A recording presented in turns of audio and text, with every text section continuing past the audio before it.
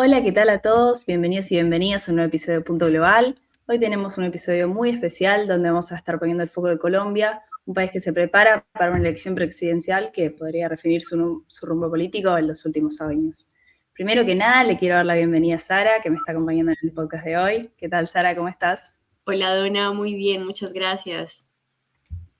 Bueno, un gusto. Así que vamos a ir arrancando.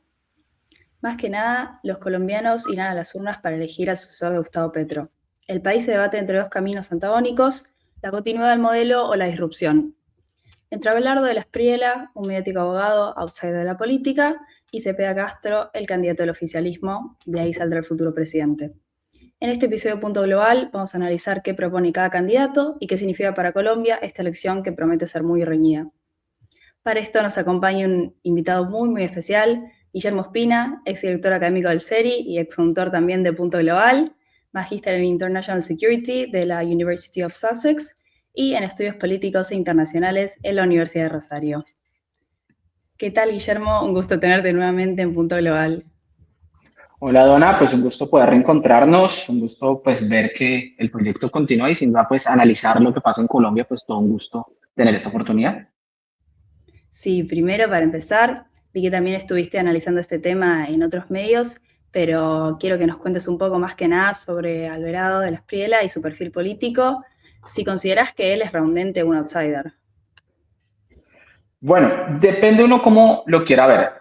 Me refiero a que Abelardo Las Priella es un abogado, él viene como del sector privado, viene de ser un abogado muy controversial y esto es imposible evitarlo, un abogado que se ha dedicado pues a defender a varios personajes que han tenido muchos escándalos, por ejemplo aquí un modelo piramidal, se hizo muy famoso y se hizo muy reconocido por defender pues al creador de este modelo piramidal, también por defender por ejemplo a personajes como Alex Saab, que es conocido pues testaferro en los Estados Unidos, y también dentro del debate público ha sido una figura muy pública, digamos, haciendo la defensa de muchas figuras que han sido muy controversiales pues en diferentes escenarios que hay en el país.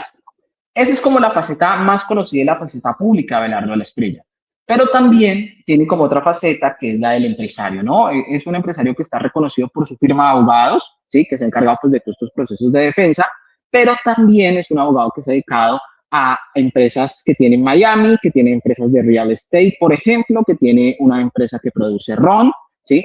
Entre otras cosas, como viñedos que tiene en Italia. Entonces, este es un candidato que se presenta como que viene fuera de la política, que se alinea, digamos, con esos outsiders que vienen, digamos, también en crecimiento de la derecha en muchos escenarios del mundo y que se presenta como una figura de la antipolítica. Y esto creo que es un tema, digamos, importante en la medida, él quiere reivindicar eso, pero sí creo que Abelardo de la Espriella, más allá de esta figura, para hacerlo, es la construcción de un personaje. Es decir, cuando te digo depende cómo, es cómo Abelardo de la Espriella ha construido su discurso como outsider. Está detrás de toda una figura performativa, de la forma como se presenta, de la forma como habla, también cómo hace uso de esas nuevas formas de hacer política, ¿sí? Por ejemplo, el tema de las redes sociales, apelar a un discurso, por ejemplo, ahora que hace de los nunca, ¿sí? Que es, ¿cuál es su ruptura con las élites políticas tradicionales? Que es más o menos la construcción de un personaje.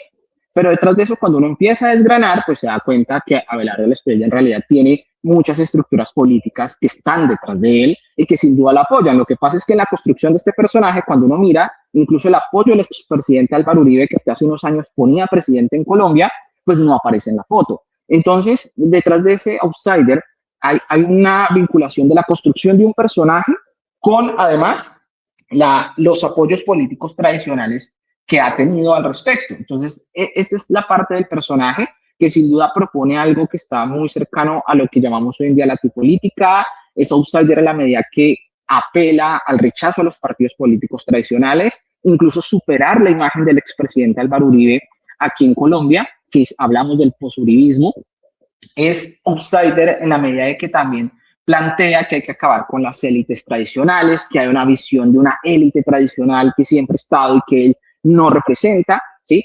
Y esto es más o menos, digamos, lo que podríamos comentar de Abelardo en líneas generales, pero que sí tiene unas propuestas que pueden ser consideradas bastante extremas en la medida que quiere romper con ese orden político. De ahí que uno lo pueda matizar, que eso lo pueda llevar a la realidad, pues es difícil pensarlo, pero con lo que hemos visto que ha pasado en otros escenarios que ha ganado la derecha, las probabilidades pues pueden ser bajas, pero nunca son cero, de que él pueda llevar a cabo, digamos, muchas de sus propuestas extremas. Sí, mismo en ese sentido también un comentario antes de seguir, es medio más o menos lo que vimos con el discurso de Milei cuando él se presentó como candidato a las elecciones. Después que como presidente uno se convierte en parte de la élite política que pretende destruir, eso ya es otra historia, pero aunque sea vemos como esta repetición, aunque sea en el discurso, al camino presidencial. Yo en eso quisiera agregar algo. Si uno lo mira, y esto es parte de la crítica que yo le haría a Abelardo Lasprilla, ¿qué tanto de su programa o de sus propuestas son propias de Abelardo, ¿sí? Y propias pensadas para Colombia, ¿sí? Si más allá de eso se está siguiendo un libreto, detrás de eso, el libreto del offside, de la ultraderecha, del personaje de la antipolítica, porque sin duda él replica y tiene sus dos referentes en Javier Milei y en Nayib Bukele, ¿sí? Y si uno mira, incluso con algunas referencias a Bolsonaro, y si uno replica más o menos las estrategias, la forma como hizo campaña, las mismas propuestas que ha realizado, pues uno empieza como a tratar de hacer el paralelo si realmente está replicando esos discursos, porque es la estrategia que funciona, y si realmente lo está pensando para el país. Porque, por ejemplo, una de las propuestas más controversiales, por ejemplo, siguiendo esa misma línea de ultraderecha, es mencionar que Colombia se retirara de las Naciones Unidas y del Sistema Interamericano de Derechos Humanos. Una propuesta que a la hora de uno llevarla a la práctica no es tan fácil de cumplir, pero que sí sigue la misma línea discursiva, por ejemplo, de la crítica que hace Donald Trump a las Naciones Unidas. Entonces, ahí me parece que él está reproduciendo también el modelo y el personaje que debe existir. Y creo que eso también, esa parte del performance en la política, es algo que Abelardo ha traído a este escenario colombiano y que, por ejemplo, difiere con la campaña, por ejemplo, de Iván Cepeda. Correcto, la verdad me parece súper interesante lo que dices. Bueno, yo primero te quiero dar la bienvenida y es un gusto conocerte. Ya estaba ansiosa de grabar este capítulo. He analizado bastante la primera vuelta en Colombia. De hecho, escribí un artículo de él y quería preguntarte cuál es el papel del centro en la actualidad colombiana, porque vemos que muchos analistas están diciendo que hay una polarización en esta primera vuelta, un extremo de derecha, otros dicen que es un extremo de izquierda, pero eso se podría analizar. Pero ¿dónde está el centro? Bueno, yo me quedaría primero con esta parte de los extremos. Yo no comparto la visión que estemos entre dos extremos. A la larga, creo que eso es un falso dilema que se ha planteado. A la larga, creo que el candidato del gobierno no plantea una ultraizquierda, ¿sí? Por el contrario, hay una propuesta de ultraderecha que supera incluso a la derecha tradicional colombiana, por lo cual la balanza sí siento, y Colombia siendo históricamente un país muy conservador, muy de derecha, históricamente hablando, ya de por sí lo que hablamos del centro, Colombia, su punto de partida es el centro derecha, ¿sí? Y hay una propuesta incluso aún más extrema, que incluso quiere romper parte, digamos, de órdenes tradicionales, que como lo había mencionado, hay propuestas muy controversiales que uno podría llegar a desgranarlas cómo podrían funcionar, pero que sin duda son muy disruptivas con un orden tradicional que es mucho más extremo, cosa que el candidato no ha propuesto, por ejemplo, en el caso de la izquierda y uno no lo observa. Autores como Francisco Gutiérrez Anín, un académico aquí muy importante en Colombia, muy reconocido, que incluso plantea es que la derecha sí ha llevado el discurso mucho más al extremo y lo que ha obligado a la izquierda le quedan dos opciones, o se vuelve más extrema o busca acercarse al centro. En líneas generales, parece que la balanza está más hacia la derecha y a la izquierda buscando acercarse al centro. Ese es como el punto. Ahora, ¿qué es el centro? El centro aquí en Colombia puede ser una figura muy amorfa.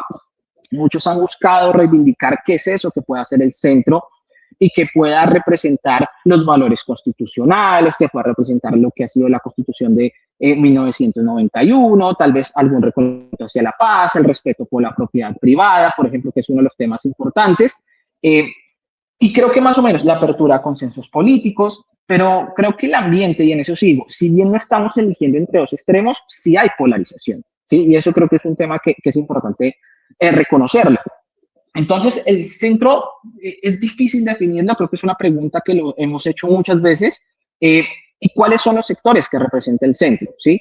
Básicamente hablamos del ciudadano urbanita, hablamos de ciudades como Bogotá, por ejemplo, que son gente que le encanta el libre mercado, la defensa de la propiedad privada, pero también tiene cierta preocupación por los derechos humanos.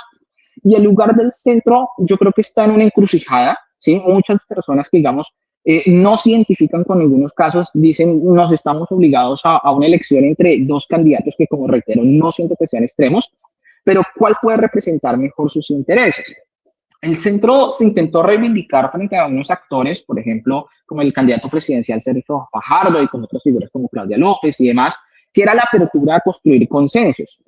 Pero yo siento que el centro, a diferencia de otras elecciones, en este momento se encuentra más abocado a tener que decidir. ¿Sí? Y sí siento, digamos, por ejemplo, yo no estaba viviendo en Colombia, por ejemplo, en el año 2022, cuando fue elegido Gustavo Petro, pero sí siento que parece haber un ambiente muy de tensión de que hay que elegir y hay que tomar. Y el centro creo que está abocado a esa decisión al respecto y hacia qué lado tiene. Y creo que eso ha causado también una visión de que hay una asfixia en los sectores del centro, que sienten que hay tensión, hay asfixia, hay presión.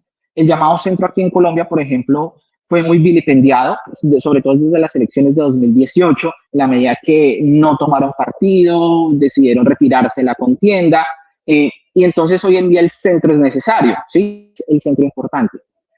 Yo no creo que sea las visiones del centro tal vez las más importantes. Hay un sector de indecisos que no necesariamente son de centro, pero creo que el voto más o menos ya está decidido. Hay un factor estructural en las votaciones y en el panorama electoral que tenemos. Más o menos electoralmente Colombia ha vivido el mismo mapa electoral desde el año 2016 y las elecciones que hemos tenido en esta década sigue el mismo patrón y muy probablemente ese patrón se va a repetir nuevamente.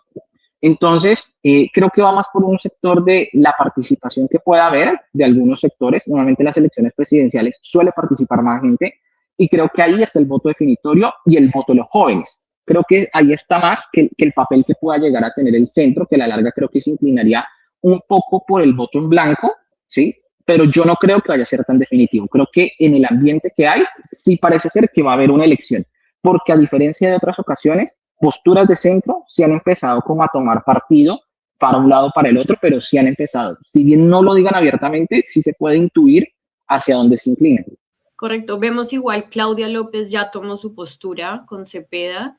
Me interesa mucho, me da curiosidad qué va a hacer Oviedo, porque era la fórmula vicepresidencial de Paloma Valencia, pero evidentemente con la de la Espriella ni fu ni fa.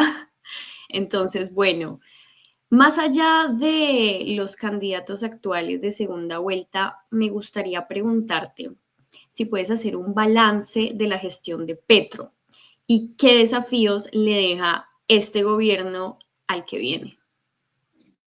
Bueno, yo siento y algo que hay que decir es que dentro de estas elecciones y sobre todo, por ejemplo, a los sectores de centro y de derecha y los indecisos, se les plantea que estas elecciones son una especie de plebiscito sobre el gobierno de Gustavo Petro. De hecho, creo que uno de los factores más importantes es no se está votando por Cepeda o por Abelardo, sino se está votando en contra de Petro, ¿sí? O a favor de Petro. Hay un factor que es importante y que no se puede negar, el factor del antipetrismo y del petrismo como tal. Entonces, mucho tiene que ver con ese balance que se han hecho. Yo diría, en términos muy críticos, ni es un desastre el gobierno de Gustavo Petro, de hecho tiene muy buena popularidad. Para ser un gobierno en su último año tener popularidad cercana al 50%, no es un mal resultado. Comparemos que el gobierno de Iván Duque tenía el 19% de popularidad, entonces va mejorando. Es un ambiente positivo y, digamos, ha tenido unas ciertas medidas sociales al respecto que han sido muy positivas, desde el aumento del salario mínimo, sí, creo que es una de las cosas más destacadas, parte de algunas de sus reformas laborales, creo que ha sido un aspecto muy importante. Y los resultados, por el otro lado, ya son más variopintos. Bueno, algo que agregaría tal vez los indicadores económicos, mal que bien el precio del dólar en Colombia es un factor que se tiene en cuenta, la tasa de inflación, que es un tema controversial, pero es una tasa de inflación positiva. Los empresarios, por más que en su discurso digan muchas cosas, incluso el hombre más adinerado que de Colombia dijo, pues la economía colombiana va bien, en cierto sentido. Entonces hay ciertas señales de optimismo, pero hay una preocupación como en dos temas. Uno, el tema de la seguridad, el fracaso de lo que fueron la denominada paz total y de negociación con múltiples grupos, pues no salió como se esperaba y eso sin duda se lo cobran al gobierno en la medida que hay cierta amenaza para la seguridad. En segundo lugar, también el tema económico es importante porque, como te digo, lo podemos ver de otra manera y es el endeudamiento del gobierno. Este endeudamiento tiene un lado positivo. Por ejemplo, el gobierno solicitó unos préstamos para intervenir y demás en Suiza, en el Fondo Monetario Internacional. Esos ya se cancelaron, pero el gobierno está endeudado y, por ejemplo, tiene los bonos TAS, es decir, venta de deuda del gobierno, pues pagando intereses muy altos, ¿sí? El hecho que el gobierno no haya podido aprobar una reforma tributaria con grandes compromisos en inversión social y en programas sociales, pues genera un vacío que puede haber dentro de una reforma fiscal. Digamos, básicamente se dice que las finanzas del Estado están muy comprometidas. Hay cosas que le pueden haber ayudado, por ejemplo, el aumento del precio del petróleo producto de la guerra de Irán, pues se espera que el gobierno, de cierto modo, reciba un buen recaudo de recursos por eso. Y el otro tema, creo que algo que le preocupa mucho a la gente es el tema de la reforma a la salud, el tema de la situación de la salud en Colombia y una reforma que no pasó, ¿sí? Una reforma que está centrada en una crisis del sector de la salud y que el gobierno no ha podido terminar de impulsar, que fue una de sus, digamos, cartas de campaña entre las reformas importantes. Es una preocupación esa del día a día. Entonces, más o menos el balance está por este lado. Ni estamos viviendo en Narnia, precisamente, pero tampoco es que sea un desastre como que se quiere llegar a plantear. Y creo que ahí el balance le da pues, cartas para ver continuidad este proyecto, pero también le da mucho a base a sus críticos, que además creo que el presidente en su forma, yo creo que el carácter del presidente, su talante, su forma de ser también influye mucho, digamos su deseo de ser protagonista, el deseo de opinar en muchas cosas del país, su forma, digamos, de comunicarse a través de Twitter, aunque creo que eso no es exclusivo de Gustavo Petro, hoy en día pues, la política pasa por Twitter. Entonces, pero sí han habido muchas salidas en falso. La propuesta de una constituyente que salieron no del presidente, pero sí de sus propuestas, y que eso lo podemos conectar con el tema del centro, que es una de sus preocupaciones, pues también han sido descaches. El hecho de cuestionar los resultados, creo que también es otro descache al respecto. Entonces, hay ciertas preocupaciones que hay, pero que a la larga los temores que habían, que la economía se iba abajo, que el dólar iba a estar muy caro, pues tampoco se cumplieron. Pero tampoco, digamos, vivimos en el mayor escenario. Y eso es más o menos por qué Colombia pues está un poco tan dividida. Sí, totalmente, Guille. Quería retomar un poco igual el tema de la inseguridad que vos mencionaste recién como un tema central en la campaña y ver hasta cuánto crees que está definiendo realmente el voto de los colombianos o si es solamente una de las cosas que se están poniendo en juego. Este tema de la seguridad ha ganado, creo que más impulso. Creo que a la larga se ha impuesto el tema de la seguridad por parte, sobre todo, de las campañas digamos, de los sectores de derecha en la primera vuelta. Nuevamente, el discurso iba que Petro nos sacó de algo que siempre ha estado definiendo la política colombiana, y era estamos a favor de la negociación, estamos a favor de la mano dura, y ese era como el discurso siempre. Y ahora hablamos de temas sociales, estamos hablando de reformas, de transición energética y de otros factores. Entonces, siempre se decía como la seguridad está ahorita no en primer lugar, sino en tercer o cuarto renglón, pero ha vuelto a ganar trascendencia, y esto se debe pues al fracaso de la paz total. Básicamente no logró encontrar un resultado que pudiera mostrar que fueron las negociaciones efectivas, y ese es un tema de preocupación. Hay unos sectores en Colombia, y yo creo que la dinámica de la violencia ha cambiado en el país. Es decir, no estamos viviendo la época de las FARC, por supuesto. Los grupos que hay en día, no hay una gran estructura organizada, hay varios grupos que operan en diferentes zonas del país. Los grupos están más que tomarse al poder, que eso es otra característica importante, son grupos que están más interesados en la gobernanza local, en controlar pues pequeñas economías legales e ilegales, por supuesto, a través de la extorsión, a través de vacunas, ¿sí? A través, por supuesto, de ilícitos. Pero estos sectores que nosotros encontramos, más que ser una amenaza para el Estado en un punto como se pensaba con guerrillas como las FARC, pues está más centrado en gobernanzas locales y en tener control local en algunos puntos específicos del país. Pero eso ha trascendido porque muchos de estos grupos se vienen enfrentando en diferentes territorios. Entonces, esos picos de violencia en los enfrentamientos entre los grupos armados, que creo que es algo importante, no son enfrentamientos de los grupos contra el Ejército Nacional, sino que es entre ellos, ha generado diversos picos de violencia, pero es violencia que está muy localizada, ¿sí? Y eso es una dinámica muy importante porque ya no hablamos de violencia a nivel nacional, sino a nivel subnacional, ¿sí? En puntos muy específicos donde está concentrada la violencia. Entonces, pero este discurso se ha llevado a que no se ha podido, ¿sí?, desarmar estos grupos, que por el contrario han crecido. Las políticas de negociación han sido leídas como una especie de concesiones a esos grupos. Y en la medida que esas concesiones no llevaron a resultados, pues se considera que eso es un fracaso. Básicamente, pero la situación y lo que se ha planteado, por ejemplo, en muchos escenarios, que Colombia esté viendo una ola de violencia, que por ejemplo con el asesinato del candidato presidencial, se me escapó el nombre, Uribe, Miguel Uribe, estamos llegando a la época de la violencia de los años 80, no, eso no es cierto, ¿sí? No hay una ola de violencia como tal, sino son unos puntos muy claros y específicos. Pero a la gente sí le queda esa sensación de inseguridad porque no puede hacer el deliver de que los procesos de negociación funcionaron. Por supuesto, esto lleva a otra cosa. ¿Cuál es la voluntad de paz de muchos de estos grupos? ¿Sí? ¿Qué tanto esos grupos tienen realmente una voluntad de paz? Por eso ha llevado al gobierno también a cambiar su discurso y no hablar y decir, estos grupos ya no tienen una propuesta política, ¿sí? Por ejemplo, ya no lo podemos trazar por un lado de estatuto de beligerancia, un proceso de negociación, sino por un proceso de sometimiento a la justicia.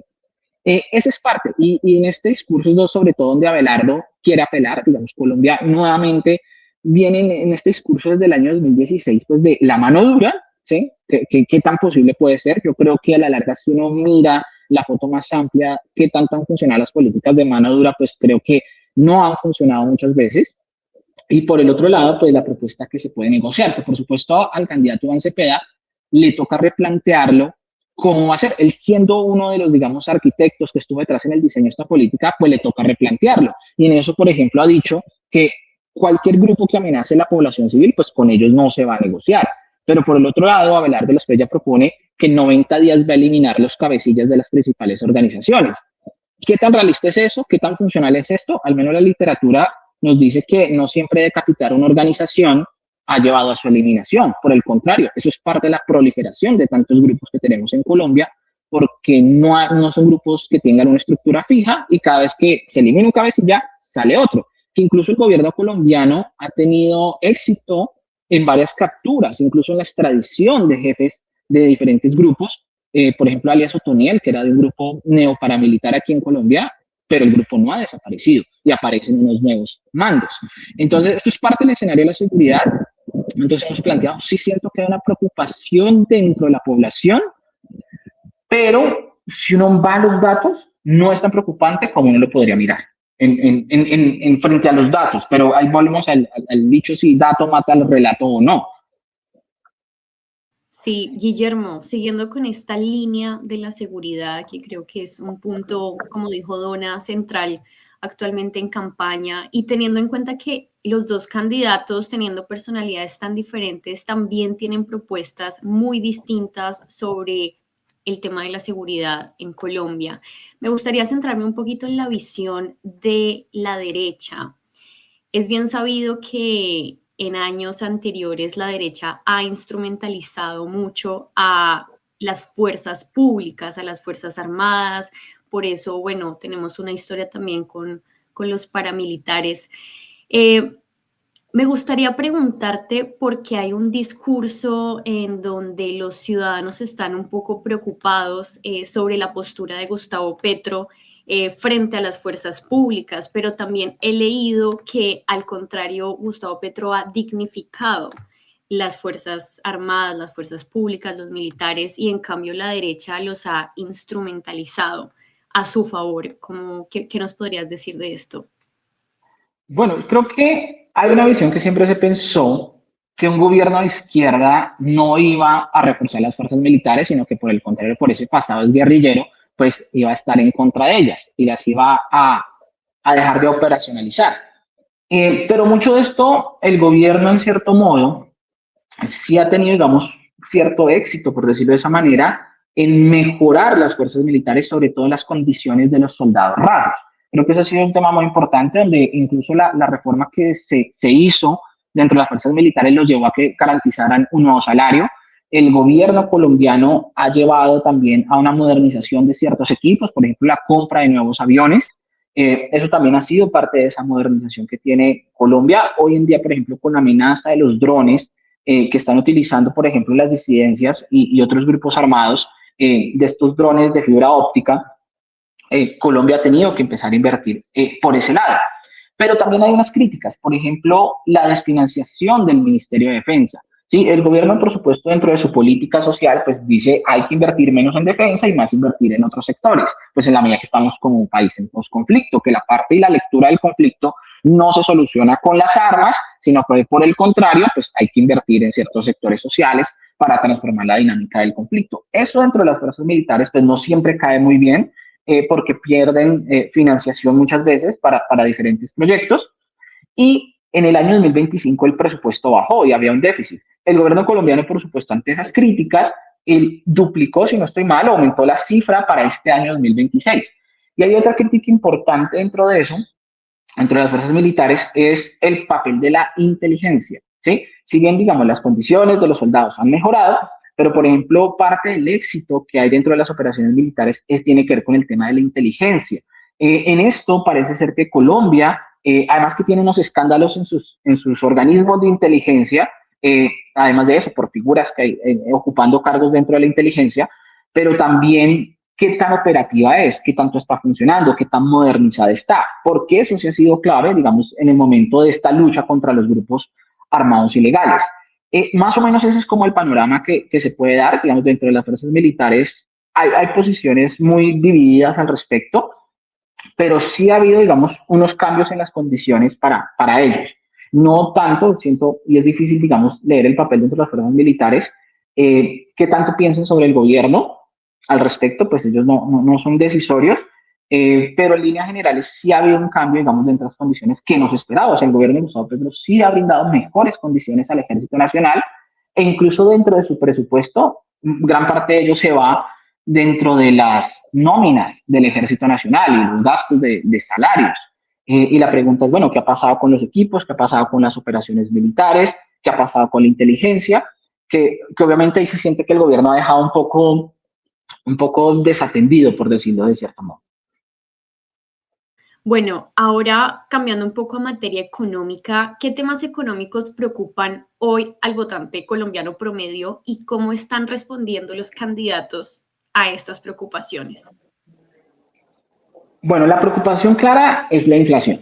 Básicamente, es una lógica de lo que puede ocurrir con los precios aquí en Colombia, con los precios de los combustibles, que creo que también es otro factor muy importante que incide en la inflación y en los precios de los alimentos. Ese es como el tema esencial que nosotros estamos hablando.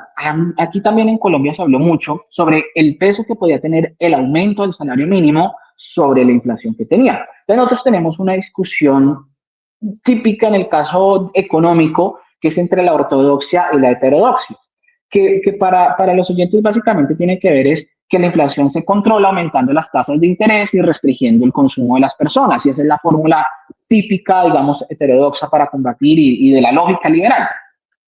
Esto, por supuesto, lleva a una discusión que tuvo el presidente con el Banco de la República, cuando pues, muy parecido a lo que ocurre en Estados Unidos, ¿sí?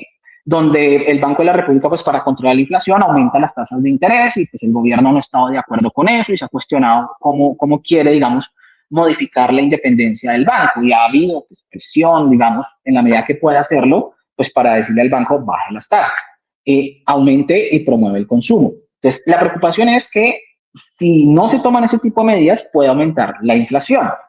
Entonces, ese es por un lado.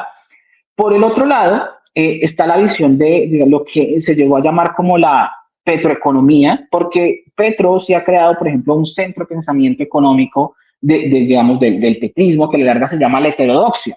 Yo lo compararía, y yo alguna vez comentaba esto, es como la visión opuesta a lo que hace Javier Milei. Entonces, Javier Milei, por el contrario, quiere restringir, ¿cierto? Y dar más oportunidad al mercado. Entonces, en este caso, lo que se quiere promover es el Estado, ¿sí? Como promotor de la economía. Básicamente, esto sigue mucho pues las líneas de Mazzucato, que incluso ya estuvo aquí en Colombia, ¿sí? Del Estado emprendedor, el papel del Estado como fomentador de la economía, y para eso dice, y es romper una regla muy interesante, que es decir, nosotros no tenemos que preocuparnos por la inflación, ¿sí? Básicamente, tener una inflación de menos de 2 dígitos es bueno, porque eso habla de un crecimiento. Eso es romper una heterodoxia, porque normalmente la regla en Colombia es que la inflación debe estar alrededor del 3%, actualmente está en el 5%, y más o menos el gobierno dice, esto no es símbolo de preocupación, por el contrario, eso indica que debemos fomentar el consumo, que debemos dejar de preocuparnos de esto, que debemos aumentar el gasto para poder pues invertir en muchas cosas.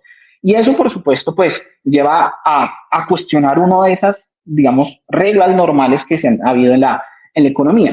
Entonces, esto es parte de lo que hablan los candidatos. Entonces, ¿qué es lo que dice Abelardo de la Espriella? El gasto es muy grande en Colombia, ¿sí? Un poco la misma lógica, yo digo, repite el personaje de este outsider, repite el discurso de Javier Milei, porque sí, en eso sí lo repite, y es que el Estado hay que reducirlo en un 40%, y lo propone así. Aquí sigue, por ejemplo, ideas de personajes que participaron en su campaña, ¿sí? Un documento que se conoció de un personaje que fue para la alcaldía de Bogotá, que se llamaba Daniel Reinsbeck, que propuso cuántas entidades del Estado deberían quitarse, y aparentemente Abelardo de la Espriella ha sido adepto a esa propuesta.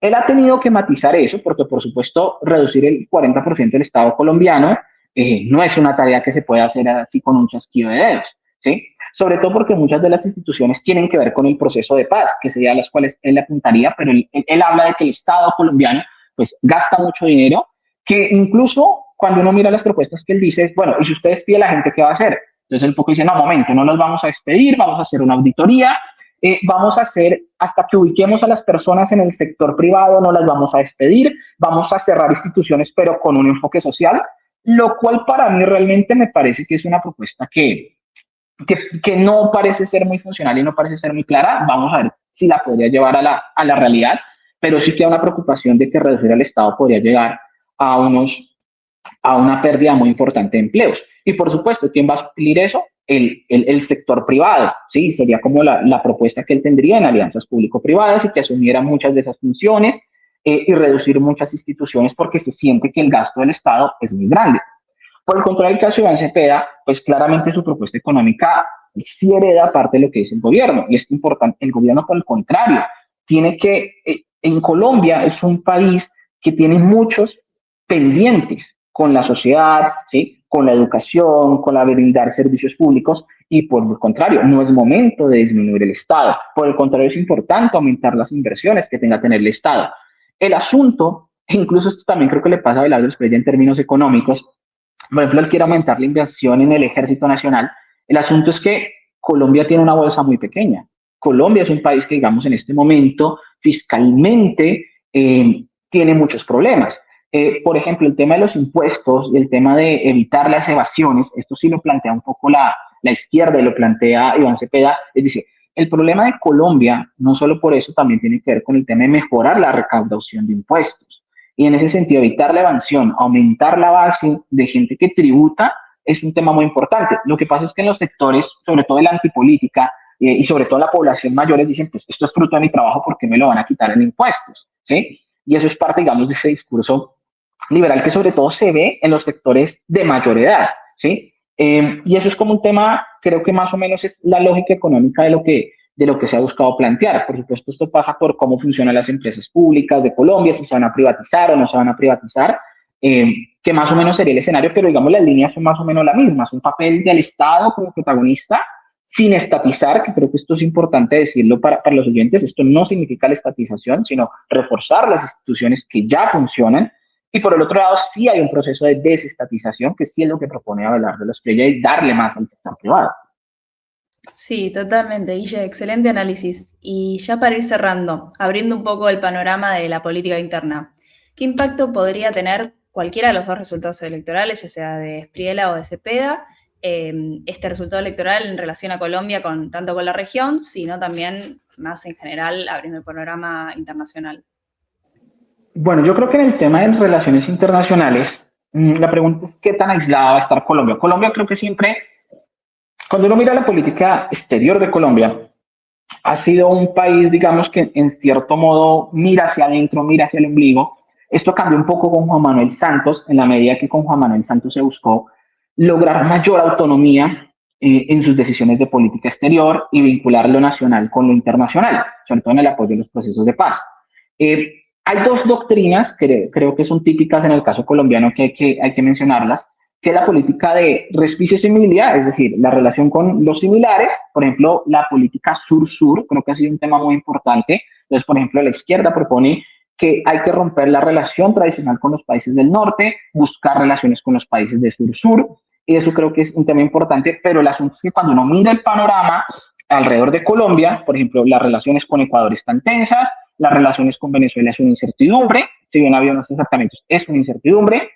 Las relaciones con otros países como Perú, por ejemplo, que puedan llegar a ver, o Panamá, por ejemplo, que están gobernados por líneas de derecha, pues puede hacer que Colombia quede en cierto modo aislado dentro de la región, que fue algo muy parecido a lo que pasó, por ejemplo, cuando estaba el presidente Álvaro Uribe, que Colombia, por ejemplo, era un país de derecha rodeado en una ola de izquierda. Entonces, pues siempre como que Colombia ha estado en otros tiempos a lo que ocurre en Latinoamérica, y eso puede, digamos, complicar las relaciones. Ya vimos qué pasó con el presidente de Ecuador, Noboa, cuando se habló un poco sobre el tema de los aranceles, que a la larga, pues los aranceles rompían muchos de esos acuerdos internacionales.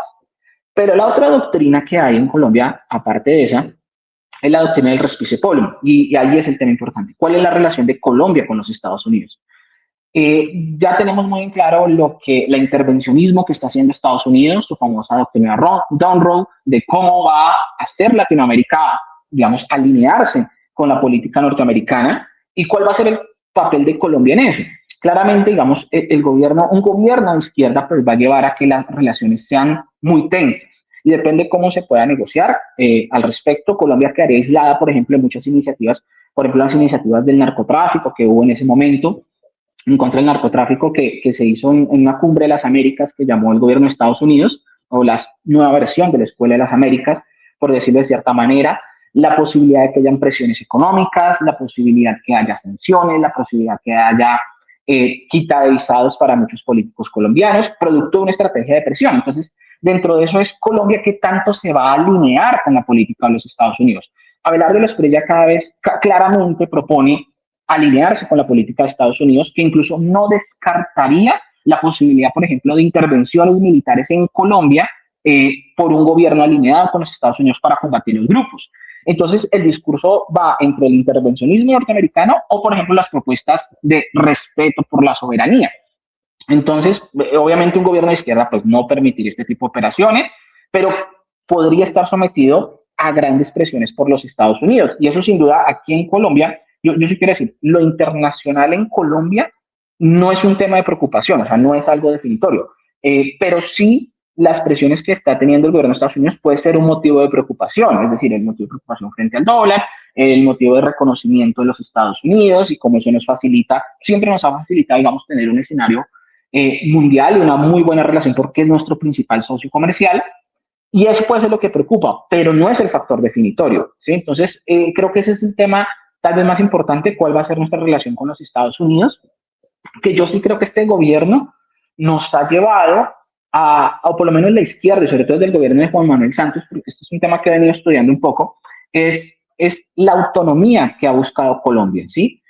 Colombia ha venido alejándose un poco de la línea que le dicta los Estados Unidos y le ha dado un poco de autonomía dentro de su actuar internacional, ¿sí? Pero hay algo que es muy interesante y que quisiera mencionar, por ejemplo, dentro del aspecto internacional, y creo que sí es muy preocupante que podría ser, es la propuesta de Abelardo Espriella, que a mí sí me parece muy inquietante, y lo digo abiertamente, de escuetamente decir que Colombia se retiraría de las Naciones Unidas, que cosa que nunca ha pasado y que quién sabe cómo llegue a llevarse a cabo. Él ya ha tratado de, digamos, matizar esa propuesta, la propuesta de retirarse de la OEA, la propuesta, por ejemplo, de retirarse del sistema interamericano de derechos humanos, que yo siento que son propuestas bastante inquietantes y que sin duda tal vez no han ganado tanto eco dentro de la discusión pública, pero que sin duda, pues plantear que Colombia como nación se retire de los sistemas interamericanos, se retire del sistema de Naciones Unidas, pues es muy preocupante porque básicamente aísla al país. Y lo aísla, ¿para qué? Para alinearse pues, con los Estados Unidos y tener una relación mayor de dependencia con los Estados Unidos. Y creo que ahí hay un tema muy preocupante de cuál sería pues, ese destino del país. Yo creo que Colombia, pues por el contrario, un poco lo que se habla hoy en día, por ejemplo, en conceptos de relaciones internacionales y a muchos que nos escuchan es, por el contrario, tener un nivel de multialianzas, ¿sí? De buscar diferentes relaciones, de diversificar los actores para no caer en relaciones de dependencia. Pero, por supuesto, la línea de Abelardo Espriella propone la lógica de seguir la doctrina de Monroe, que es lo que se ha hecho en Ecuador, que es lo que se ha hecho en Argentina, que es lo que se ha hecho en el caso de Chile.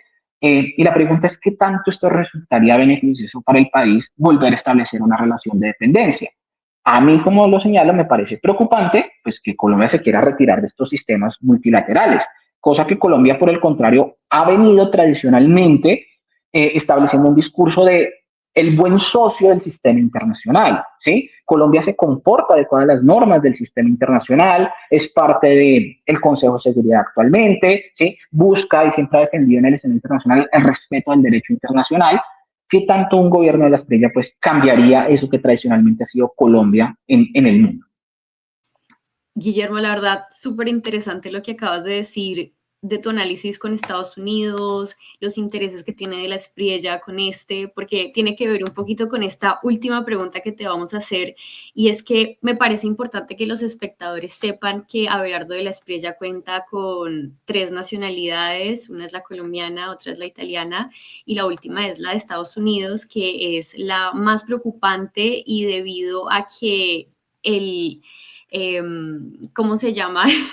A ver, corten acá, Donna, el juramento, sí, debido al juramento que tienen para obtener la nacionalidad estadounidense, Abelardo prometió ser fiel a los intereses de Estados Unidos, y agregando que pertenece al Partido Republicano. Entonces, si gana Abelardo de la Espriella, ¿qué injerencias o qué incidencias y efectos negativos puede tener para Colombia esta situación? Bueno, el tema de la nacionalidad, la verdad, no preocupa a la hora de la realidad, a la hora del té. Es decir, yo descartaría que esto sea una preocupación, tal vez pueda haber un conflicto de intereses.